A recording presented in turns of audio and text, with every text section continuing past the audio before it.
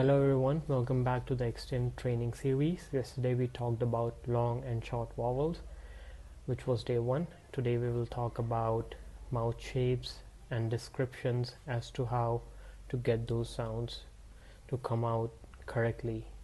So today we will do short and long sounds.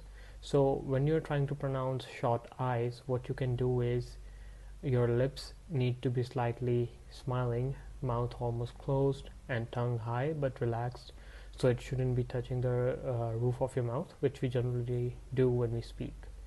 So for example, bit,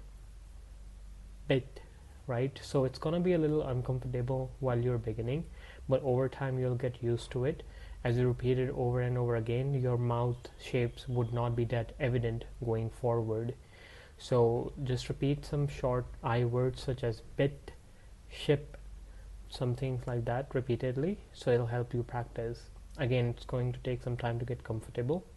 The next one we will look at is short E's. So for short E's, your mouth needs to be open a little, but the tongue needs to be lower in the middle of your mouth. For example, sit, pen, sit, and pen. So after that we have short A's. So for A's, your mouth need to be open like a big smile. Whenever Americans and Canadians says the A, their jaw really drops down, which we don't do when we speak our language. That's why it makes a big difference.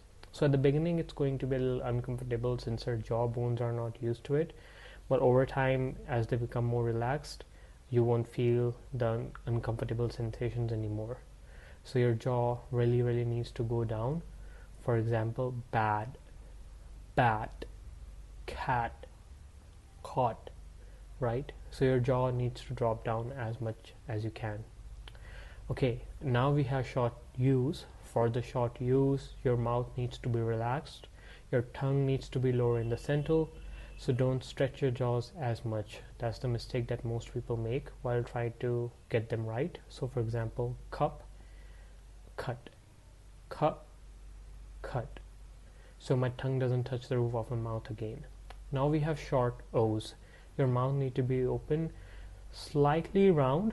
Your tongue needs to be at the back, so you need to make almost an O shape, but not really, because there are different long O's depending on the word or short O's that you're trying to say.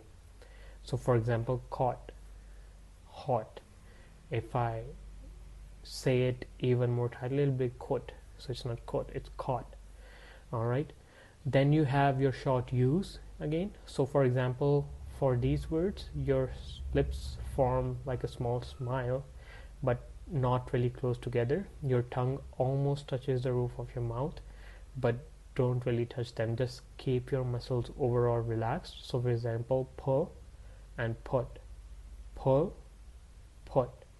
So I didn't touch the tongue to the roof of my mouth. Now you have long E's. So again, for long E's, big smile, your tongue needs to be high and close to the mouth but not touching it. For example, beat and sheep, beat, sheep. After that we have long R's. So your jaw drops fully open, tongue flat and low just like an egg, but the tongue doesn't really touch the mouth again. So for example, car and father, car and father. Then you have long O's. Your lip needs to be rounded a little. The tongue moves slightly towards back of your throat. For example, talk and law, talk, law. So try to swallow your tongue. Next you have long O's again. This time your lips need to be fully rounded.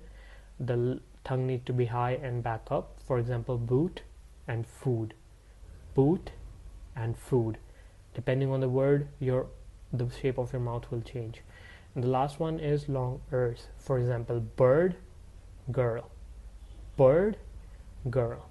So your lips need to be neutral, tongue slightly rolled to the back for your R's. Your R's really need to be rolled back.